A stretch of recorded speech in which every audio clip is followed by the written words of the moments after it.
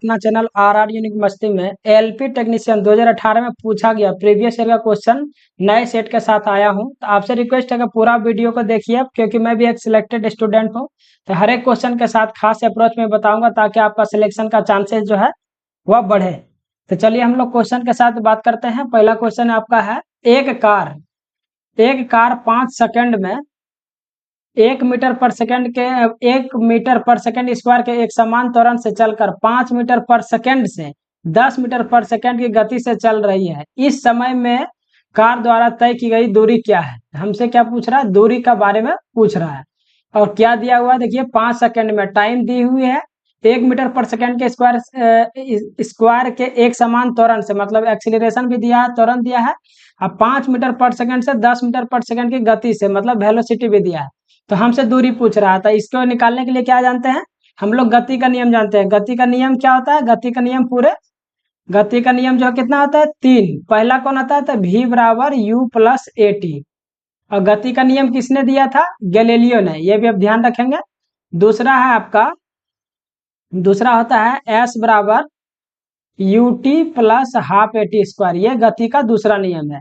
तीसरा नियम है आपका v स्क्वायर बराबर you square plus 2as, v square plus you square plus, ये तीनों नियम है। तो अब हमसे क्या पूछा जा रहा है? दूरी पूछा जा रहा है। तो तीनों में से देख लेंगे कि दूरी किससे हम आसानी से निकाल सकते हैं तीनों नियम में। तो देखिए इसमें क्या दिया है? टाइम दिया है, और आपका एक्सीलरेशन मतलब त्वरण भी दिया है 1 मीटर पर सेकंड स्क्वायर, और आपका जो है गति दिया है 5 मीटर से 10 मीटर हो जाता है। तो देखिए ये आपका 5 मीटर पर सेकंड क्या है? ये प्रारंभिक गति है, और 10 मीटर पर सेकंड ये आपका अंतिम गति है। तो हम फाइनल गति की निकालने के लिए क्या करेंगे?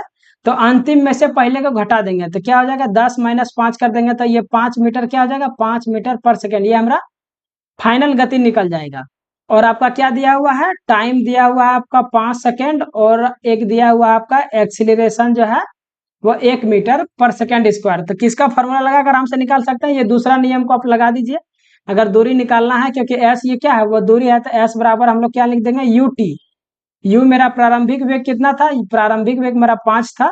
यू जो है आपका वो प्रारंभिक वेग है। तो 5 गुना 5 हो जाएगा प्लस हाफ। एक्सीलरेशन कितना है? तो 1 हो जाएगा, और टाइम है 5 का स्क्वायर कर देंगे तो ये हो जाएगा आपका 25। अब इसको हम लोग कैलकुलेशन कर देंगे, ये हो जाएगा 25, और ये 25 को आप 2 से दे देंगे तो ये कितना हो जाएगा? 12.5। आप दोनों का ऐड कर देंगे तो ये कितना हो जाएगा? 37.5 मीटर। क्योंकि दूरी दिया हुआ तो इसका क्या हो जाएगा? मीटर। तो हम ये राइट आंसर इसका क्या हो जाएगा? 37.5 मीटर। ये तीनों आपको ध्यान रखना है कि गति का 3 नियम होता है। गैलीलियो ने दिया था v बराबर u प्लस ए टी, और आपका s बराबर U T plus half A T square, और तीसरा होता है v स्क्वायर बराबर यू स्क्वायर प्लस 2as। चलिए चलते हैं अगले क्वेश्चन के साथ। अगला क्वेश्चन है आपका, एक दुकानदार 210 लीटर, 615 लीटर और 960 लीटर की क्षमता वाले 3 पीपों में से एक डब्बे से तेल निकाल कर बेचता है। मतलब 3 तरह का पीपा, जिसे 210 लीटर निकलता है, 615 निकलता है, 960 निकलता है, तेल बेचता है। डब्बा के सभी पीपों से कोई खास अवशेष छोड़े बिना सारा तेल निकाल सकता है। मतलब ये जो तीनों तरह का है कि ये जो तीनों प्रयोग करके पूरे तरह का पूरा तेल को बाहर निकाल सकता है। बोल रहा है इस डब्बे का अधिकतम आकार क्या था? तो देखिए क्वेश्चन बहुत छोटा है, लेकिन देखिए घुमाकर किस तरह से पूछा गया ताकि कंफ्यूजन पैदा किया जा सके। तो देखिए इसको क्या करना है हमको, कि बोल रहा है ऐसा कौन सा है अधिकतम आकार, डब्बे का अधिकतम आकार क्या हो सकता है? तो कुछ नहीं करेंगे, 210 लीटर है, 615 लीटर है, और आपका 960 लीटर है। देखिए जब भी अधिकतम बोले तो हमको एचसीएफ निकालना है। क्या निकालना है? एचसीएफ। जब भी अगर लोवेस्ट बोले, सबसे कम से कम, तो क्या निकालना है? एलसीएम। तो ये तीनों का क्या हो जाएगा? एचसीएफ। तो देखिए एचसीएफ निकालने के लिए ये नहीं करना है कि 615 में आपको 210 से भाग देना है, फिर जो यहाँ आएगा फिर 960, उसको फिर 960 में से भाग देंगे। अगर उतना करेंगे तब तो बहुत ज्यादा टाइम लग जाएगा। सीधा देख लेंगे सभी ऑप्शन से बहुत आसान होता है इसको निकालना। तो ऑप्शन से कैसे निकालेंगे? देखिए एचसीएफ का मतलब होता है कि वो ये जो है 210, 615 और 960, ये तीनों का फैक्टर होगा। जो भी होगा वो आंसर जो भी होगा इसका, वो तीनों का फैक्टर होगा। तो हम लोग ऑप्शन से चेक कर लेंगे, जैसे 15 का चेक करते हैं। तो 15, क्योंकि फैक्टर का मतलब है कि उससे पूरा कट जाता है। तो देखिए 210 में से 15 से डिवाइड करिए, तो 15 का 15 हो जाएगा, और 15 छक्का ये हो जाएगा 15 चौका 60, मतलब 210 कट रहा है आपका, 15 को 61 में दीजिए तो 15 चौका 60 हो जाएगा, एक आ गया, 15 क्या 15 ये भी कट रहा है, 15 को दीजिए इसे तो 15 छक्का 90 है, यहाँ पे देंगे तो ये 6 हो जाएगा, तो 15 चौका 60। तो आप देख पा रहे हैं कि ये जो ऑप्शन नंबर फर्स्ट है 15 लीटर, ये तीनों को कट कर दे रहा है। अब ऑप्शन में तीनों को चेक कर लीजिए, नहीं कटेगा। इसलिए आपको क्या करना है कि हमेशा इसको आपको इस तरह से अगर क्वेश्चन पूछे तो खास करके एलसीएम में तो हो सकता है आपको गुना भाग करना पड़ जाए, बट आपको अगर एचसीएफ देता है इस तरह से अधिकतम आकार पूछे तो आपको फटाक से ऑप्शन से क्लिक करके आंसर इसका फटाक से दे देना है। टाइम बचाना बहुत ज्यादा टाइम इसमें बचता है। चलिए हम लोग नेक्स्ट क्वेश्चन की ओर बढ़ेंगे। नेक्स्ट क्वेश्चन है, एक परीक्षा में दुर्भाग्य को 17% अंक मिले, एक अन्य परीक्षा में उसने 25 में से 20 अंक प्राप्त किए, यदि उसका कुल प्राप्तांक 78% है तो पहली परीक्षा में अधिकतम अंक क्या थे। ये क्वेश्चन देखिए थोड़ा सा नहीं, बहुत ही अच्छा क्वेश्चन है। जितना ये छोटा लग रहा है बट उतना अच्छा है नहीं, उतना इजी है नहीं। एक परीक्षा में दुर्भाग्य को कितना 70% अंक मिले, तो हम मान लेते हैं जो है वो कुल कितना मान लेते हैं, प्राप्तांक मान लेते हैं, टोटल जो प्राप्तांक हो जाएगा वो कितना हो जाएगा, एक्स मान के हम लोग इसको सॉल्व कर देते हैं। तो मान लेंगे कि जो पूरा का पूरा पूर्णांक है, पूरा पूर्णांक कितना है मेरा एक्स है, और आपका जो प्राप्त कर रहा है प्राप्तांक, जिसको प्राप्तांक इसका कितना है, प्राप्तांक को हम लोग वाई मान लेते हैं।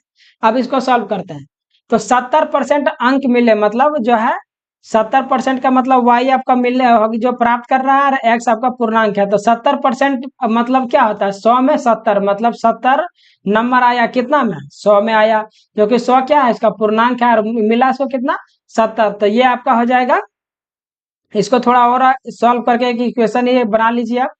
तो y बराबर अगर हम लाना चाहेंगे तो ये कितना हो जाएगा, 70x/100, 70x/ क्या हो जाएगा 100। अगर हम y बराबर इसको करना चाहेंगे, y बराबर क्या हो जाएगा 70x/100, 70x/100। हाँ, ये आपका हो गया पहला इक्वेशन। इसको 0 0 को हटा भी सकते हैं, तो 7x/ कितना हो जाएगा 7x/10। ये हो गया मेरा पहला इक्वेशन। दूसरा इक्वेशन क्या बोल रहा है कि 25 अंक में से कितना लाया, वो 20 अंक लाया। तो लाने वाला क्या हो जाएगा y, तो y में कितना ला रहा है वो 20 अंक ला रहा है। क्या पूर्णांक मेरा कितना है x में से हम क्या कर देंगे, ऐड कर देंगे 25, इतना बराबर क्या आ रहा है कुल प्राप्तांक उसका 78%। तो बराबर हम लोग क्या कर देंगे 78/100 कर देंगे। अब इसको हम लोग सॉल्व करेंगे, 78/100। तो चलिए इसको यहाँ y बराबर मैंने मेरा आया हुआ है 7x/10, तो इसको y बराबर यहाँ रख देता हूँ 7x/10 प्लस 20 बराबर x प्लस 25 बराबर हो जाएगा आपका 78/100। इसको कर देंगे तो ये कितना हो जाएगा 200। तो इसको एक स्टेप आगे बढ़ा दीजिए, तो ये हो जाएगा 7x प्लस ये हो जाएगा आपका 200, और आपका ये 10 नीचे रह जाएगा, तो 10 इधर ले आइए, और ये क्या हो जाएगा आपका x प्लस 25 बराबर क्या हो जाएगा 78/100। तो 0 से 0 काट दीजिए, ये दोनों कट गया। अब हम लोग क्या करेंगे, इसको सॉल्व कर देंगे। क्या करेंगे, दोनों को क्रॉस मल्टीप्लाई कर देते हैं। इस दोनों को क्या करना है, क्रॉस मल्टीप्लाई कर देना है। चलिए इसको क्रॉस मल्टीप्लाई कर दीजिए। चलिए यहाँ पर सॉल्व कर देते हैं, इसको छोटा छोटा में हो जाएगा ये। हाँ, तो देखिए 10 को करिएगा तो ये कितना हो जाएगा 10 सते 70x, ये कर दीजिएगा। 200 को अगर 10 से गुना कर देंगे तो ये कितना हो जाएगा मेरा 2000 बराबर। अगर आप 78 को x से करेंगे तो ये कितना हो जाएगा 78x प्लस 78 को अगर आप 25 से मल्टीप्लाई करेंगे तो ये आ जाएगा आपका 1950। ये कितना आ जाएगा 1950। तो यहाँ से हम लोग क्या करेंगे, यहाँ पे 70x है, यहाँ पे 78x है, तो x को इधर ले जाएंगे तो कितना हो जाएगा 8x बराबर क्या हो जाएगा, अगर 1950 में से 2000 को घटाएंगे तो ये हो जाएगा 50, और x को यहाँ 50 में से 8x बराबर कितना गया 50। यहाँ पर x को क्या करेंगे 50 में से अगर 8 को डिवाइड करेंगे तो ये जो आपका आंसर निकल के जाएगा 6.25। तो ये लग रहा था इजी, बट आप देखिए अगर आपको इसको अगर आप ये अनुपात करके भी बनाएंगे तो ये क्या हो जाएगा, नहीं बन रहा है, ये क्या होगा, आपको कैलकुलेट करना ही पड़ेगा। इसलिए इस तरह का क्वेश्चन पूछा जा रहा है ताकि आप अगर शॉर्ट करना भी चाहें क्वेश्चन आंसर को तो आप नहीं कर पाएंगे। चलिए नेक्स्ट क्वेश्चन की ओर बढ़ेंगे हम लोग। तो आपको इस तरह का क्वेश्चन क्या है, बहुत ऐसा क्वेश्चन है जो आपको बेसिक से बनाना पड़ेगा। चलिए नेक्स्ट क्वेश्चन है आपका, क्या बोल रहा है ये कि डैश में वृद्धि के साथ एक ठोस द्वारा डाले गए दबाव में कमी आती है। मतलब क्या चीज में वृद्धि के साथ एक ठोस द्वारा डाले गए दबाव में कमी आएगा, तो वेग, क्षेत्रफल, संवेग, तो बल। तो इसका जो राइट आंसर होगा वो क्षेत्रफल, क्योंकि जो आपका दाब बराबर होता है वो दाब बराबर क्या होता है, बल बटे क्षेत्रफल। दाब बराबर क्या होता है, बल बटे क्षेत्रफल। दाब बराबर बल बटे क्षेत्रफल। तो यहाँ पे क्या बोल रहा है कि डैश में वृद्धि के साथ एक ठोस द्वारा डाले गए दबाव में, मतलब दाब को क्या करना है, कम करना है। तो अगर कम कब ये होगा, जब ये आपका क्षेत्रफल बढ़ेगा, क्योंकि क्षेत्रफल का मान जैसे आप बढ़ाएंगे तो ये क्या हो जाएगा, दाब कम हो जाएगा। तो इसका राइट आंसर क्या हो जाएगा, क्षेत्रफल। और दाब को क्या, इसका क्या होता है, इसको यूनिट भी आप लिख लीजिए, ये होता है बल का आपका न्यूटन। बल का क्या होता है, न्यूटन। और आपका क्षेत्रफल का आता है मीटर स्क्वायर। इसका क्षेत्रफल क्या आता है, मीटर स्क्वायर। तो इसका क्या हो जाएगा, दाब का हो जाएगा न्यूटन पर मीटर स्क्वायर है। इसको इसका भी होता है, इकाई भी होता है, क्या होता है, पास्कल। ये भी ध्यान रखेंगे, पास्कल होता है। चलिए नेक्स्ट क्वेश्चन की ओर चलेंगे हम लोग। नेक्स्ट क्वेश्चन आपका, प्रश्न का उत्तर देने के लिए कौन सा कथन पर्याप्त है। आपका कथन है पर्याप्त है। पहला जो क्वेश्चन है आपका, P प्लस क्यू स्क्वायर के मान का पता लगाएं। मतलब हमको क्या पूछ रहा है, P प्लस क्यू का स्क्वायर का मान क्या होगा, जबकि कथन क्या दिया हुआ है, यदि P माइनस क्यू बराबर 12 है, यदि P क्यू बराबर 4 है। तो हमसे पूछा क्या जा रहा है, P प्लस क्यू का स्क्वायर पूछ रहा है। तो देख P प्लस क्यू का स्क्वायर क्या होता है, पहले इसको अगर हम लोग तोड़ेंगे A प्लस बी का होल स्क्वायर में, तो ये क्या हो जाएगा, P square plus Q square plus 2 P Q होता है। तो देखिए हमसे दिया क्या हुआ, P माइनस क्यू बराबर 12 दिया हुआ है, लेकिन माइनस वाला तो इसमें कोई है नहीं, पी क्यू बराबर 4 दिया हुआ है। तो हम लोग क्या करेंगे, यहाँ पे P माइनस क्यू का भी होल स्क्वायर करके देखते हैं। P माइनस क्यू का होल स्क्वायर करेंगे तो इधर क्या आ जाएगा, 144, क्योंकि इधर भी स्क्वायर करना पड़ेगा। तो ये क्या आ जाएगा, P square plus Q square minus 2 P Q बराबर क्या हो जाएगा, 144। तो यहाँ पे देखिए P square plus Q square, हमसे तो यही पूछा जा रहा है ना, सॉरी हमसे क्या पूछा जा रहा है, P प्लस क्यू का होल स्क्वायर पूछ रहा है। P प्लस क्यू का होल स्क्वायर पूछ रहा है, तो इसको कैसे निकालेंगे हम लोग।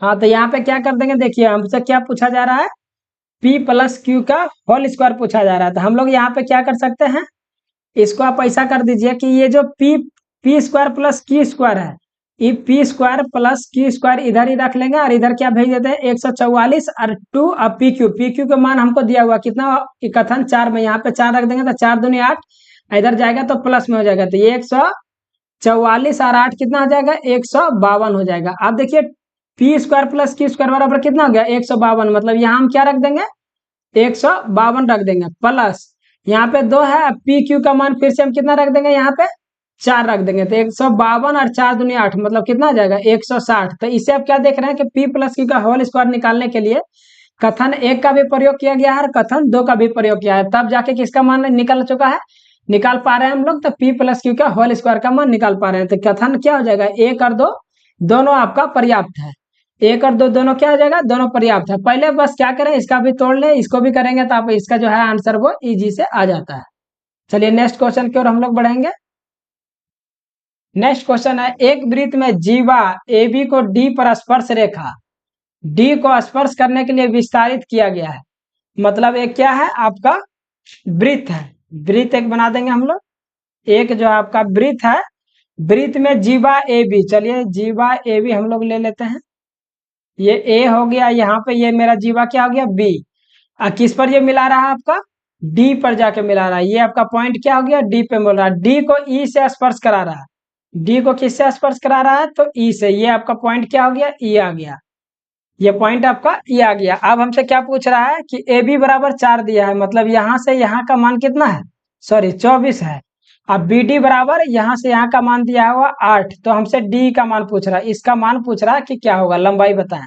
तो बस आपको क्या करना है, फॉर्मूला डी बराबर होता है, डी का जो स्क्वायर होता है हमेशा याद रखना है ए डी, ये टोटल ए गुना डी गुना क्या आता है बी डी, आपको बस ध्यान रखना है ए डी गुना क्या आता है बी डी। आपको याद रखना कि यहाँ के यहाँ को गुना करके पूरे को गुना कर देंगे तो ये आपका क्या हो जाएगा, इसका ये फॉर्मूला होता था, डी स्क्वायर बराबर क्या हो जाएगा।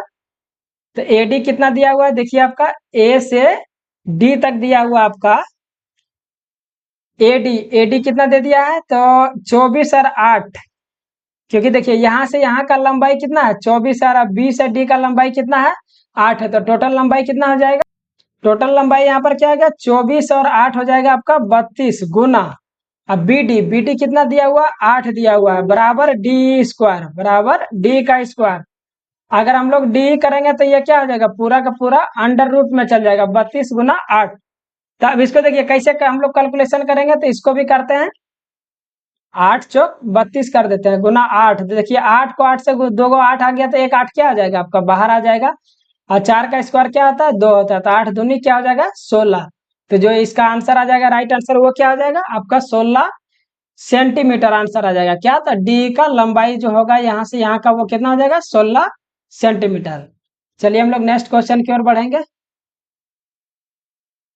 नेक्स्ट क्वेश्चन है आपका, यदि एक्स स्क्वायर प्लस 4.5 के एक्स प्लस 13.5 के बराबर 0 के पुनरावृत्त मूल है तो के का मान कौन सी शर्त को पूरा करेगा, मतलब के का मान हमसे पूछ रहा है।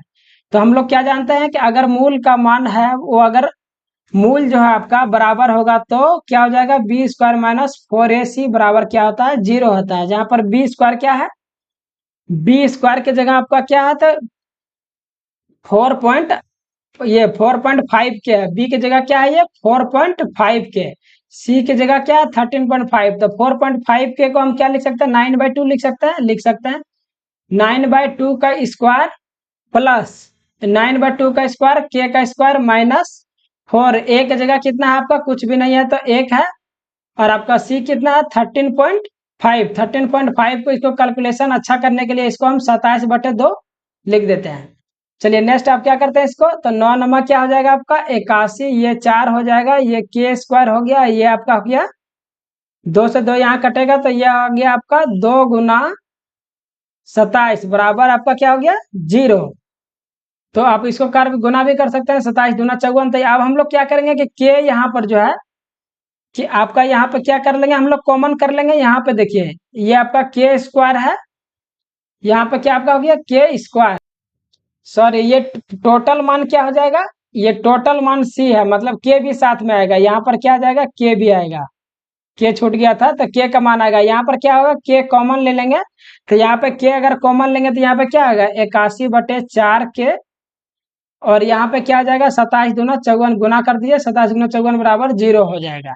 तो देखिए इतना बराबर भी क्या हो गया 0 है, और इसके बराबर भी क्या है 0 है, तो दो मान इसमें आएगा, एक आ जाएगा आपका के बराबर 0 और एक आपका क्या आ जाएगा 81/4 के माइनस 54 बराबर भी क्या हो जाएगा 0। यहाँ से भी हम लोग क्या करेंगे के का मान निकाल लेंगे, 81/4 के बराबर उधर ले जाते हैं 54 हो जाएगा। अब के का मान निकालने के लिए क्या होगा, के का मान निकालने के लिए 4 उधर ले जाएंगे हम लोग, के का मान क्या करते हैं 54 गुना 4 बटे यहाँ क्या हो जाएगा 81, तो 9 छक 54 9 81, मतलब 6 चौक 24/9, 24 बटे क्या हो जाएगा आपका 9 आ जाएगा। इसको आप चाहें तो एक बार और कट कर सकते हैं, 8 तिया 24 और 3 तिया 9, तो यहाँ पे एक क्या आ गया 8/3, तो एक का के का मान एक तो क्या गया 0, एक तो जो है के का मान 0 आया, दूसरा के का मान क्या गया 8/3। तो आपको जस्ट इसमें क्या करना है कि अगर आप फॉर्मूला पर पूरा सेट कर देंगे तो आपका आंसर जो है वो इजी से आ जाएगा। चलिए हम लोग नेक्स्ट क्वेश्चन की ओर चलेंगे। नेक्स्ट क्वेश्चन है आपका, दी गई धारणाओं में कौन सी कथन अंतर्निहित है। कथन है क्रिकेट खेलना सब पसंद करते हैं, क्रिकेट खेलना सब पसंद करते हैं, ये कथन है। धारणा क्या बन रहा है इसमें, आजकल लोग केवल क्रिकेट खेलते हैं। देखिए जब भी केवल कहीं पे आ जाना है तो ऐसे ही उसको क्रॉस करना है, ऐसा तो नहीं बोला गया है कि लोग पसंद करते हैं, इसका मतलब आज लोग केवल क्रिकेट खेलते हैं, ऐसा तो नहीं बोला गया कथन में। दूसरा है कोई भी शतरंज नहीं खेल रहा है, शतरंज क्रिकेट का इसमें कोई रिलेशन नहीं, तो ये भी क्या हो जाएगा आपका गलत हो जाएगा। तो 9 तो 1 हो जाएगा, 9 तो 2 अंतर्निहित हो जाएगा, क्योंकि यहाँ पर क्रिकेट खेलना पसंद करते हैं, इसका मतलब कोई शतरंज नहीं खेल रहा है ऐसा कोई मतलब नहीं है। तो ये भी आपका अब जो दूसरा नंबर जो धारणा है वो गलत हो गया। चलिए हम लोग नेक्स्ट क्वेश्चन की ओर बढ़ेंगे। नेक्स्ट क्वेश्चन आपका, किसी भी पदार्थ में प्रतिरोधकता के मान से इसकी चालकता निर्धारित होती है। प्रतिरोधकता वाली धातुओं है, प्रतिरोधकता वाली धातुएं हैं, कौन सा है, क्या रहती है ये प्रतिरोधकता वाली धातु? मिश्र धातु के भांति व्यवहार करती है, अक्षय उष्मारोधी के भांति व्यवहार करती है, सुचालक के भांति व्यवहार करती है, या अर्धचालक के भांति व्यवहार करती है। देखिए ये क्वेश्चन में ही आंसर है कि किसी भी पदार्थ की प्रतिरोधकता उसका किस पर डिपेंड करता है, चालकता पर निर्भर करती है। तो जिसकी प्रतिरोधकता वाली धातुएं होती है वो कैसा होती है, सुचालक के भांति क्या करते, कैसा वो का मतलब शो करते हैं, उसका नेचर कैसा होता है प्रकृति, तो वह सुचालक के भांति कार्य करती है, क्योंकि जो है वो चालकता और प्रतिरोधकता ये एक दूसरे के क्या है, रिवर्स है। अगर जिस पदार्थ का अगर आपसे, क्योंकि ये बहुत बार पूछा गया है, चालकता हमेशा क्या होता है, प्रतिरोध का रिवर्स होता है। अगर प्रतिरोध यहाँ पे क्या हो जाएगा, बढ़ेगा, तो यहाँ पे जैसे प्रतिरोध का मान बढ़ेगा तो यहाँ पर चालकता क्या हो जाएगा, घट जाएगा। जैसे प्रतिरोध घटेगा वैसे ही चालकता का मान क्या होगा, बढ़ेगा। हमेशा आपको याद रखना है, चालकता और प्रतिरोधकता के बारे में बहुत बार पूछा गया है। आपको पूछा जाएगा चालकता का जो है वो मात्रक क्या आता है, तो ओम मीटर होता है। अब ये भी ध्यान रखना आपको, क्या होता है, ओम मीटर, ओम मीटर होता है, हमेशा आपको ध्यान रखना है। ओम पर मीटर क्या था, ओम पर मीटर किसका, तो चालकता का मात्रक, हमेशा ध्यान रखना इस बात का। चलिए हम लोग नेक्स्ट क्वेश्चन की ओर चलेंगे। नेक्स्ट क्वेश्चन आपका, कौन सी उत्तर नीचे दिए गए वाक्यों को पूरा करेगा, कौन सा है वो उत्तर देने के लिए वाक्य को पूरा करेगा। तो पहला है आपको, पदार्थ की अवस्थाएं डैश होती नहीं होती है, नहीं होती। दूसरा है, पदार्थ की अवस्थाएं डैश को परिवर्तित कर बदली जा सकती है। तो पदार्थ की अवस्थाएं क्या होता है, अस्थाई नहीं होता। ये तो अस्थाई जहां भी है पहले तो अस्थाई चूज करेंगे कि अस्थाई वो नहीं होता, क्योंकि वो अलग अलग फॉर्म में, जैसे ठोस, द्रव, गैस, प्लाज्मा और बोस-आइंस्टाइन। कितना पदार्थ की मात्रा टोटल कितना होता है आपका, तो टोटल 5 होते हैं। टोटल जो पदार्थ की अवस्थाएं होती है वो 5 अवस्थाएं होती है। और पदार्थ की अवस्थाएं को परिवर्तित किया जाता है किसका, अगर तापमान में मान लीजिए हम लोग, अगर पानी है, पानी को अगर हम गर्म करके गैस में बदल दें तो वो क्या होगा, वो भी अवस्थाएं बदल गया। तो तापमान से बदल सकते हैं, दाब से बदला जा सकता है। एक बर्फ का आपका टुकड़ा है, उसमें अगर बहुत प्रेशर दिया जाए तो वो क्या होगा, वाटर में बदल जाएगा। तो दाब से भी क्या होगा, उसकी अवस्थाएं को बदली जा सकती है। तो ऑप्शन नंबर क्या हो जाएगा, डी आ जाएगा। देख रहे हैं कि इस तरह से क्वेश्चन को पूछा जा सकता है। क्वेश्चन आप समझ रहे हैं कि सिर्फ और सिर्फ पदार्थ की आपसे अवस्थाएं की बात कर रही है, लेकिन देख रहे हैं किस तरह से क्वेश्चन दिया, ताकि आपको एक भी कंफ्यूजन, अगर इस एक क्वेश्चन है लेकिन ऑप्शन कितना है, 3 ऑप्शन है, अगर एक भी आप गलत किए तो पूरा का पूरा क्वेश्चन का ये क्या हो जाएगा, गलत हो जाएगा। तो तैयारी आपको इस लेवल की करनी है ताकि कंफ्यूजन नहीं हो। आप अगला क्वेश्चन है, एक पिता की आयु, आयु उसके पुत्र के आयु की 3 गुनी है, और पुत्र की आयु अपने माँ की आयु की 3/8 है। यदि पिता और माँ के आयु का अंतर 4 वर्ष है तो पुत्र की आयु ज्ञात करें। तो देखिए कैसे निकालेंगे। माँ की आयु जो है कितना है, सबसे पहले हम लोग लिख लेते हैं, फादर, मदर और सन, ये 3 है। तो पहला जो है, पुत्र की आयु अपनी माँ की आयु के 3/8 है। तो माँ की आयु यहाँ पे कितना हो जाएगा, माँ की आयु 8 है, और पुत्र की आयु कितना हो जाएगा, यहाँ पे 3 है। अनुपातिक में लिख लेंगे। अब क्या कर रहा है कि एक पिता का आयु उसके पुत्र की आयु के 3 गुनी है, तो ये 3 है, तो 3 गुनी कितना हो जाएगा, 9 हो जाएगा। अब बोल रहा है कि पिता और माँ के आयु में अंतर 4 है, पिता और माता का, तो ये दोनों में अंतर कितना है, एक यूनिट बराबर कितना दिया हुआ है मेरे को, 4 दिया हुआ है। तो अब क्या पूछ रहा है कि पुत्र की आयु कितना होगा, तो पुत्र की आयु यहाँ क्या, 3, एक यूनिट बराबर 4, तो 3 यूनिट बराबर कितना हो जाएगा आपका, 12। तो राइट आंसर क्या हो जाएगा आपका, 12। इस सब क्वेश्चन को अब एक्स नहीं माने, डायरेक्ट अनुपात बना के आपको फटाक से इसका आंसर ला दें। चलिए हम लोग नेक्स्ट क्वेश्चन की ओर बढ़ेंगे।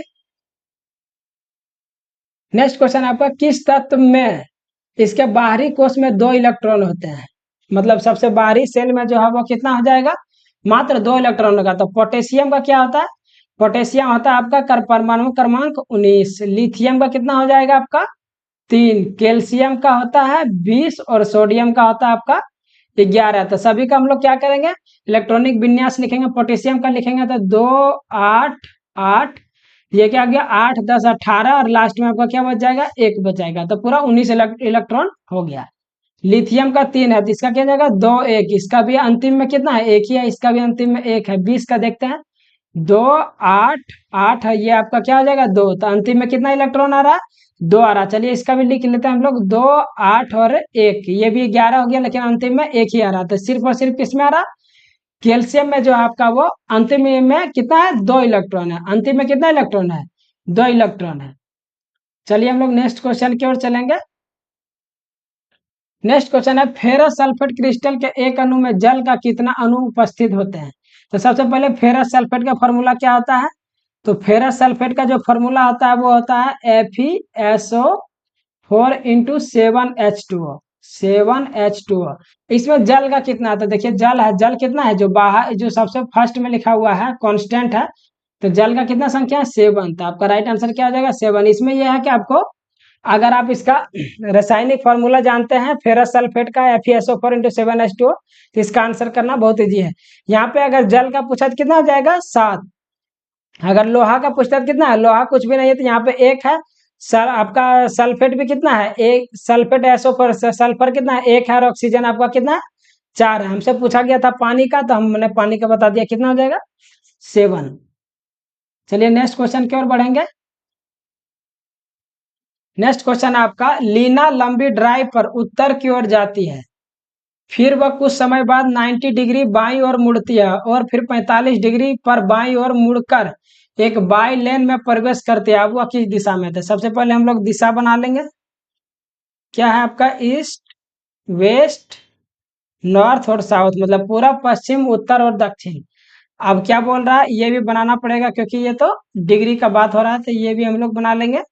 ये क्या आएगा आपका साउथ ईस्ट हो गया, ये आपका नॉर्थ ईस्ट हो गया, और ये आपका नॉर्थ वेस्ट हो गया, और ये आपका साउथ वेस्ट हो गया, ये आपका साउथ वेस्ट हो गया। अब क्या बोल रहा है कि उत्तर की ओर जाती है, उत्तर कौन सा भाई इधर है, उत्तर की ओर जाते हैं कुछ समय बाद 90 डिग्री बाईं ओर। तो देखिए इधर क्या हो जाएगा दाई हो जाएगा, इधर बाई हो जाएगा। तो 90 डिग्री मतलब कहाँ पे मुड़ रहा है, यहाँ पे आपका 90 डिग्री है, बाई और 90 डिग्री मुड़ता है, फिर वो 45 डिग्री बाई और मुड़ता है। तो यहाँ से बाया किधर होगा इधर, तो ये आपका क्या हो जाएगा 45 डिग्री, क्योंकि ये टोटल 90 होता है, तो ये आपका 45 डिग्री है। और उसके बाद बाई लेन में मतलब इधर चलना प्रारंभ कर देता था। अभी वो किस दिशा में जा रही है, तो देखिए किस में जा रहा है साउथ और वेस्ट, दक्षिण और पश्चिम। दक्षिण पश्चिम किधर है आपका ऑप्शन नंबर फर्स्ट, दक्षिण और पश्चिम में अभी वो जा रही है।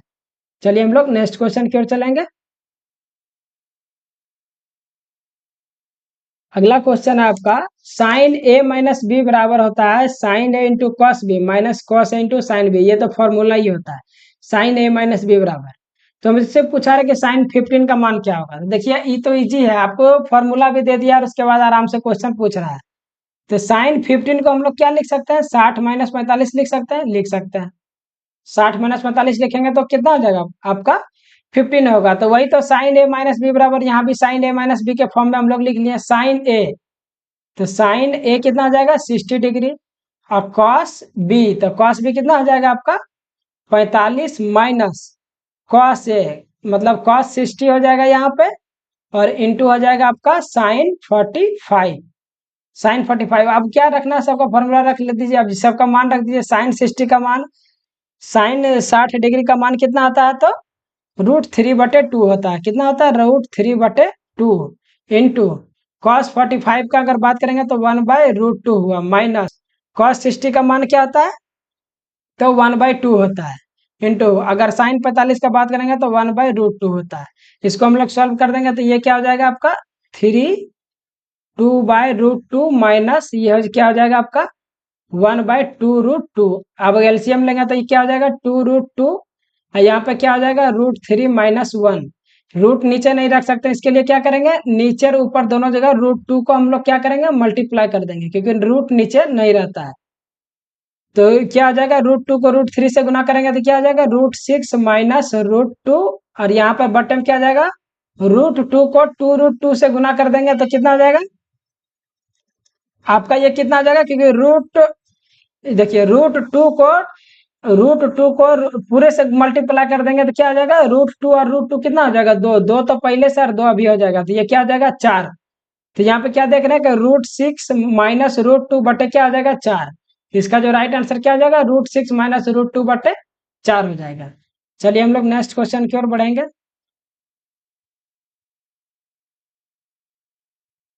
नेक्स्ट क्वेश्चन है, ए बी सी एक साथ किसी काम को 2.4 दिनों में कर सकते हैं। ए और बी कितना दिन में कर रहा है, 4 दिनों में कर सकते हैं। 4 दिनों की आवश्यकता होगी यदि उनमें से केवल 2 ही काम करते हैं और बी और सी मिलके, बी और सी कितना दिन में काम कर रहा है, तो बी और सी जो है आपका वो समय ले रहा है, बी और सी कितना दिन का समय, बी सी कितना दिन में कर रहा है, 3 दिन में, 3 दिनों का समय लिया होगा। यदि उनमें से केवल 2 ही काम करते हैं तो बी अकेले कितना दिन में पूरा करेंगे। तो सबसे पहले क्या दिया हुआ है, ए बी प्लस सी पूरे टोटल कितना समय ले रहा है भाई, 2.4। तो इसको क्या कर सकते हैं, इसको 1/2.4 लिख देंगे। अब कौन और कर रहा है, ए बी कर रहा है, ए बी कितना कर रहा है 4, तो इसको 1/4 लिख देते हैं। और आपका बी सी कर रहा है 3 दिनों में, तो 1/3 लिख देते हैं। अब सभी का क्या करेंगे, देखिए पूरा तो ए बी सी है, हमसे पूछ रहा है बी का, तो हम लोग को पहले हम लोग क्या करेंगे, पहले इस दोनों को ऐड करेंगे। इस दो अगले तो इसे ऐसा कर सकते हैं कि ए बी है ना, पहले ए बी को इसमें से घटा लेते हैं, तो जो अगर पूरे मान में से ए बी को घटा देंगे तो क्या बचेगा सी, और सी को फिर इससे घटा देंगे तो बी का मान निकल जाएगा। तो एलसीएम लीजिए 2.4, और 2.4 का एलसीएम का इसको 24 कर लीजिए, ऊपर 10 लिख दीजिए, माइनस में से किसको घटा देंगे 1/4, 24 और 4 का एलसीएम क्या हो जाएगा आपका 24 हो जाएगा। यहाँ पे क्या हो जाएगा 10, ये 4 छक 24, तो यहाँ पे क्या आ जाएगा आपका 4/24, 4 छक 24 मतलब 1/6। अब ये क्या आ गया, सिर्फ और सिर्फ किसका आ गया मान, अगर हम ए बी को घटाएं तो ये सी का मान आ गया, तो सी का यहाँ बी और सी दिया हुआ है 1/3 दिन में कर रहा है। बी का निकालने के लिए क्या करेंगे, 1/3 में से 1/6 को हम लोग क्या करेंगे घटा देंगे, तो ये किसका निकल जाएगा, बी का काम निकल जाएगा। 6 और 3 का एलसीएम करेंगे तो ये 6 हो गया आपका, 3 दूना 6 या 6 का 6, तो 1/6, तो ये जो काम सी कितना दिन में कर रहा है, तो आपका 6 दिनों में आपका काम को कंप्लीट कर दे रहा है। चलिए हम लोग नेक्स्ट क्वेश्चन की ओर बढ़ेंगे।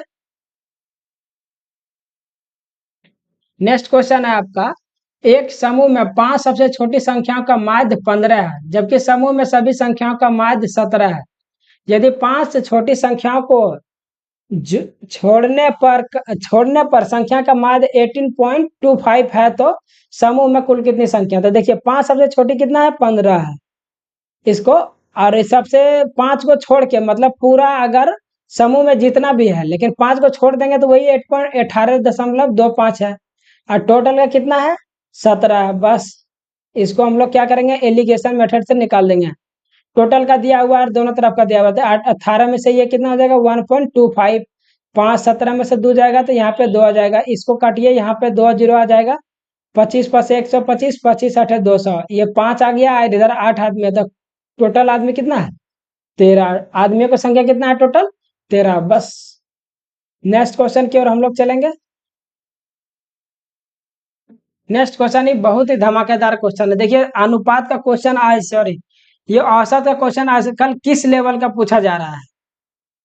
सीता की आयु राम मोहन और सीता की औसत आयु का दोगुनी है। अब बोल रहे राम की आयु जो है राम मोहन और सीता की औसत आयु के आधी है।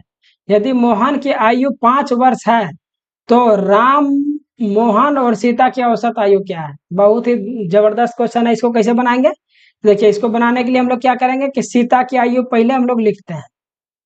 सीता की आयु बराबर क्या है, राम, जो जो लिख रहा है उसको लिख देंगे राम मोहन प्लस सीता की औसत आयु का दोगुनी है, मतलब औसत निकालेंगे तो क्या हो जाएगा 3 से आ जाएगा, इसका क्या हो जाएगा दोगुनी है। ये आपका पहला क्वेश्चन है, जो बोल रहा है आप वैसे लिख दीजिए। राम की आयु का बात करेंगे तो राम की आयु जो है वो यहाँ पे राम है प्लस मोहन है और प्लस आपका सीता है। इसका भी 3 आदमी है तो औसत क्या हो जाएगा, 3 से डिवाइड करेंगे और इसका आधी है मतलब 1/2 है। ये इक्वेशन नंबर 2 हो गया। अब क्या कह रहा है कि यदि मोहन की आयु 5 वर्ष है, मोहन की आयु कितना है, 5 वर्ष है, तो राम, मोहन और सीता की औसत आयु क्या है। तो इक्वेशन को क्या करेंगे, फटाफट इसको सॉल्व करते हैं। इसको अगर आप सॉल्व करिएगा तो 3 ये इधर चल जाएगा तो क्या हो जाएगा, 3 गुना सीता। 3 गुना सीता बराबर 2, सभी में मल्टीप्लाई कर देंगे तो 2 गुना राम हो जाएगा। 2 गुना राम प्लस मोहन 5 वर्ष दिया हुआ है और 2 अभी मल्टीप्लाई हो जाएगा तो ये टोटल क्या हो जाएगा, 10 हो जाएगा। प्लस 2 गुना सीता हो जाएगा, प्लस क्या हो जाएगा, 2 गुना सीता। और यहाँ पे 3 सीता है, यहाँ पे 2 सीता है, ये उधर जाके माइनस कर देंगे तो क्या हो जाएगा, 1 सीता। 1 सीता बराबर क्या हो जाएगा, 2 गुना राम। 2 गुना राम प्लस 10 हो जाएगा। ये आपका इक्वेशन सॉल्व करने के बाद ये आया। अब दूसरा इक्वेशन भी सेम हम लोग सॉल्व करेंगे राम का। राम का यहाँ पर करेंगे तो देखिए यहाँ पे क्या हो जाएगा आपका, 3 दूना 6 मतलब 6 गुना राम हो जाएगा।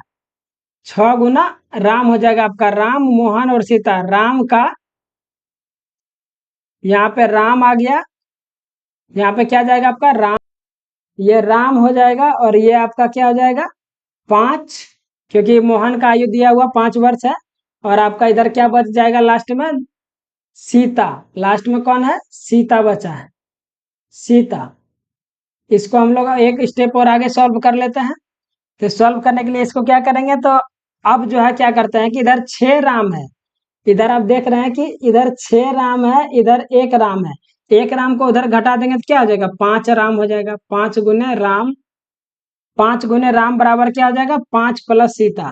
5 प्लस सीता। अब क्या हो जाएगा, इक्वेशन 2 में से, ये इक्वेशन जो आपका 2 मेरा आया है, 2 में से 1 को घटा देंगे। 2 में से क्या करते हैं, 1 को घटा लेते हैं। इसको मिटा के चलिए हम लोग नेक्स्ट स्टेप कर फिर बढ़ते हैं, थोड़ा मिटा लेते हैं ऊपर वाला। तो यहाँ पे क्या है, 2 दिया हुआ है तो इसको क्या करते हैं, ऊपर थोड़ा एक स्टेप मिटा लेते हैं।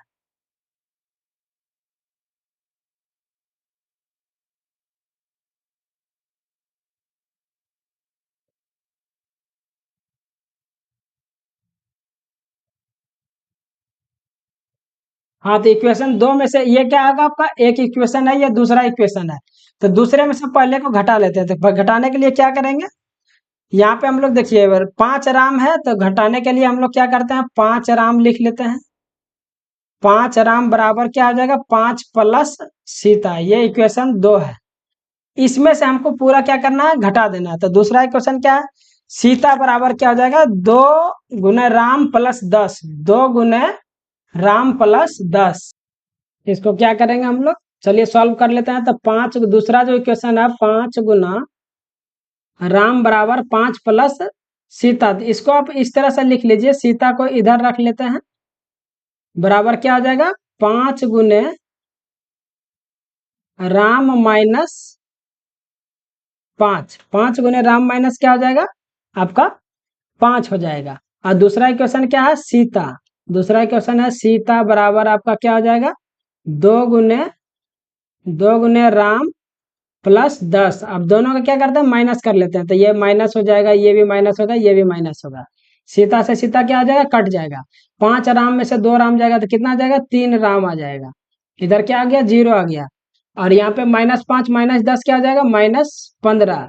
अगर राम बराबर लिख देंगे तो 15 उधर जाएगा, राम इधर कटेंगे तो कितना आ जाएगा, 5 तिया 3 पचे 15। तो राम यहाँ पे क्या आ गया, 3 पचे 15। राम बराबर आपका आ गया 5।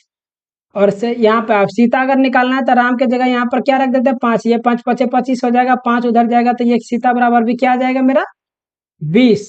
और राम बराबर क्या आ गया, राम के बराबर आ गया 5। मोहन बराबर ऑलरेडी हमको दिया था क्वेश्चन में ही 5। अब क्या पूछ रहा है, इस तीनों का औसत पूछ रहा है। तो देखिए 20, 5 25 और 5 30। 30 होगा और 3 लोग हैं तो काट देंगे तो कितना हो जाएगा 10। औसत कितना आ जाएगा 10 वर्ष। तो देख सकते हैं कि औसत का क्वेश्चन किस लेवल तक पूछा गया है, कितना कैलकुलेटिव है। इसको शॉर्ट करना भी चाहे तो मुश्किल होगा, शॉर्ट नहीं हो पाएगा। चलिए हम लोग नेक्स्ट क्वेश्चन की ओर बढ़ेंगे।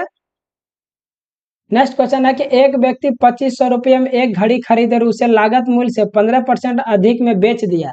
यदि उस व्यक्ति ने कर के रूप में 150 रुपये का भुगतान किया तो उस व्यक्ति का प्रतिशत लाभ क्या था। देखिए 2500 में खरीदा है उसका, 15% अधिक पे मतलब कितना बेच दिया, 115 में बेच दिया वो। तो कर लेंगे 23 पचे 115, 20 पचे 100, जीरो से जीरो कट गया। अगर दो का काटना चाहेंगे तो दो एक दो हो जाएगा आपका, दो दूनी 4, और यहाँ एक आ जाएगा, 2 पचे 10, 125 गुना 23 करेंगे तो हम लोग कितना आ जाएगा इसका, 5 दिया 15 का 5, और आपका 3 दूना 6 1 7, ये 3 आ गया, 5 दूनी 10 हो जाएगा, 2 दूनी 4 1 5, और 2 1 2, तो 5 7, ये 5 3 8, और ये आपका 2 आ गया 2875। तो 2875 रुपया में वो क्या हो गया, उसको बेनिफिट है, लेकिन वो कर के रूप में कितना दे दिया, 150 रुपया तो कर के रूप में दे दिया, तो ये घटाना पड़ेगा 5, क्योंकि हमको ओवरऑल प्रतिशत लाभ का मतलब जो है, जो ओरिजिनल लाभ है उसी पर हम लोग प्रतिशत लाभ निकालेंगे। तो ये 7 में से 5 जाएगा तो ये 2 हो गया, ये 8 में से 7 गया तो आपका कितना हो जाएगा, 1 गया तो 7 हो जाएगा आपका 2, 2725 रुपया, जबकि उसका क्रय मूल्य कितना था 2500, तो फायदा कितना हो गया, मात्र 225 रुपया का फायदा हुआ, कितने पे, तो 2500 रुपये पे, इसी का प्रतिशत लाभ। तो 100 से मल्टीप्लाई कर देंगे तो 2 जीरो कट गया, इसको काट दीजिएगा तो कितना आ जाएगा, 25 पचे 25 8 200, 25 नमा 225, मतलब 9% का लाभ हो जाएगा। कितना प्रतिशत का लाभ होगा, तो 9% का उसको लाभ हो जाएगा। चलिए हम लोग नेक्स्ट क्वेश्चन की ओर बढ़ेंगे, और ये मेरा आज का लास्ट क्वेश्चन है इस सेशन का। बहुत ही शानदार क्वेश्चन के साथ इस सेशन का लास्ट करेंगे हम लोग। तो एक घन के किनारे की लंबाई 80 सेंटीमीटर है, उस घन के प्रत्येक सतह पर क्या कि पीले रंग से एक वृत्त का पेंट किया जाता है। यदि वृत्त का यथासंभव बड़ा क्षेत्र कवर होता है तो घन की पेंट न की गई सतह का कुल क्षेत्रफल क्या हो गया। देखिए अब ये क्या है आपका, एक हम लोग घन बनाते हैं, क्या बनाते हैं हम लोग, सबसे पहले घन। देखिए घन में ये क्या हो गया, घन में जानते हैं जो सतह होता है वो कितने होता है टोटल, 1 2 3 4 5 सतह जो टोटल हो जाएंगे वो 6 सतह होंगे। तो यहाँ पर सतह जब 6 होगा तो यहाँ पर यथासंभव वृत्त बना रहा है, यहाँ पर क्या है, एक वृत्त बना रहा है, हर सतह पर एक वृत्त बना रहा है। ये 3D फिगर आप समझ लीजिए, तो हर सतह पे बनाएगा वृत्त तो कितना बनेगा, 6 वृत्त मेरा बनेगा। और यथासंभव बड़ा मतलब पूरे जितना से बड़ा बना, लेकिन जो एरिया छूट जाएगा, देखिए देखिए जो आपका एक क्या होगा, इस तरह का सभी का एक सभी का भाग इस तरह होगा। तो ये जो क्या होता है, हमेशा स्क्वायर के फॉर्म में होता है। घन का जो प्रत्येक सतह कैसा होता है, स्क्वायर के फॉर्म में होता है, आपका वर्ग के फॉर्म में। तो यहाँ पे देखिए इतना बड़ा तो बन रहा है, लेकिन जो ये सब एरिया छूट रहा है इसका क्षेत्रफल पूछ रहा है। तो हम लोग क्या करेंगे, बहुत इजी क्वेश्चन है। तो देखिए इसको एक सेकंड, इसको फिर से, क्योंकि अब अभी भी थोड़ा सा त्रिज्या निकालना पड़ेगा, तो अच्छा से इसको थोड़ा बनाते हैं फिगर। तो यहाँ पे मान लीजिए एक सतह का हम लोग बात करते हैं उसको। देखिए ये आपका हो गया, यहाँ पे क्या है, एक वृत्त बना रहा है, एक वृत्त बना रहा है, और यहाँ से यहाँ तक कितना दिया हुआ, 80 सेंटीमीटर आपका दिया है। यहाँ से यहाँ भी क्या हो जाएगा, 80 सेंटीमीटर, लेकिन त्रिज्या निकालेंगे तो इसका हाफ हो जाएगा। तो त्रिज्या कितना हो जाएगा, 40 मीटर, 40 सेंटीमीटर, त्रिज्या कितना हो जाएगा, 40 मीटर 40 सेंटीमीटर। अब कह रहा है कि हमको इसका क्षेत्रफल निकालना ना, जो बच रहा है एरिया, मतलब छह एरिया, इसमें भी जो एरिया बचेगा वो क्या आ जाएगा, 6 सतहों का एरिया बचेगा। तो सबसे पहले पूरा एरिया को हम लोग क्या करेंगे, पूरा एरिया निकाल लेंगे। तो प्रत्येक क्या था, स्क्वायर में होता था, 6a², क्योंकि घन का सतह का क्षेत्रफल क्या होता है, भुजा स्क्वायर होता है। उसको अगर 6 सतह है तो उसको 6 से मल्टीप्लाई कर दिए, और उसमें से किसको घटा लेते हैं, वृत्त वाला को। वृत्त भी कितना आता है, पूरे 6 वृत्त होगा, और इसका क्षेत्रफल क्या आता है वृत्त का, πr²। इसको बस क्या करेंगे हम लोग, सॉल्व कर देंगे। तो 6, इसको क्या करेंगे हम लोग, सॉल्व कर देते हैं। तो 6a², 6a, तो ये आपका कितना दिया हुआ, 80 सेंटीमीटर दिया हुआ ना। तो 6 के जगह यहाँ पर एक जगह कितना लिख देंगे, 80, 6 गुना 80 का स्क्वायर हो जाएगा, 80 का क्या आ जाएगा स्क्वायर, माइनस 6 गुना आपका 22/7 गुना ये क्या आ जाएगा, 40 का स्क्वायर करेंगे तो यहाँ पे भी 1600 हो जाएगा। ये 8 64, मतलब 6 गुना 6400 माइनस, अब इसको कर देंगे तो कितना हो जाएगा, यहाँ देखिए ये 6 हो जाएगा गुना 22/7, और यहाँ पे कितना आ जाएगा आपका 1600 हो जाएगा। अब इसको अगर पूरा को सॉल्व करना है तो अब पहले तो इसको से इससे गुना करना पड़ेगा, 6 चक 24 का 4, बाकी 2, 6 छक 36, 37, 38, मतलब हो जाएगा आपका 38,400। अगर इधर आप गुना करेंगे तो 6 को पहले 22 से आप गुना करेंगे, या तो 16 को 6 से करेंगे, तो 16 छक 9600 हो जाएगा। गुना 22 बटे टोटल का 7 हो जाएगा। तो 96 को 22 से देखिए, दो जीरो को छोड़ दीजिए, पहले 96 को 22 से मल्टीप्लाई करेंगे, एक लाइन में करना। कैसे? 6 दूना 12 के 2 बाकी 1, 9 दूना 18 और 6 दूना 12, 18 12 30 और 1 31 का 1 बाकी 3 आ जाएगा, 9 दूना 18 और 3 21, यहाँ पे क्या आ जाएगा 2112। ये दोनों का गुना करेंगे तो कितना आ जाएगा 2112। थोड़ा सा इधर मिटा लेते हैं,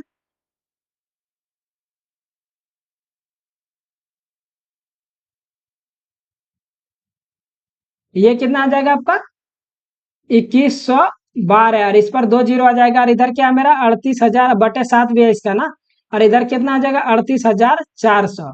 तो फिर इसमें क्या आ जाएगा 7 से मल्टीप्लाई करेंगे, इधर जाके आप प्लस इसको घटाएंगे, और अगर आप 7 से डिवाइड दे दीजिएगा तो क्या होगा, जो भी होगा आपका आंसर वो आ जाएगा। आप कमेंट करके बताइए कि इसका राइट आंसर क्या हो जाएगा। बस आपको क्या करना है कि इधर से आपको एलसीएम लेके 7 से डिवाइड दे देना, आपका आंसर आ जाएगा। आप कमेंट करके बताइए, और आपको बताइए कि कैसा लगा ये सेशन। एवरीडे ये सेशन आएगा, आपसे रिक्वेस्ट रहेगा कि एवरीडे रोज आप ज्वाइन करें। 110% आपको क्या है एग्जाम में बेनिफिट मिलेगा, क्योंकि देखिए फॉर्म फिलअप का कहानी तो अभी क्या समाप्त है, थोड़ा बहुत करेक्शन का है। अगर गलत सलत कुछ आपसे फॉर्म फिलअप हुआ है तो अभी क्या करें, वो करेक्शन कर लें और पूरी तरह से तैयारी में लग जाए। पूरी तरह से क्या होगा, इस बार एकदम ताबड़तोड़ तैयारी करना है, ताकि आपका सिलेक्शन जो है इस बार ही हो जाए। थैंक यू वेरी मच, मिलते हैं नेक्स्ट वीडियो में आपसे।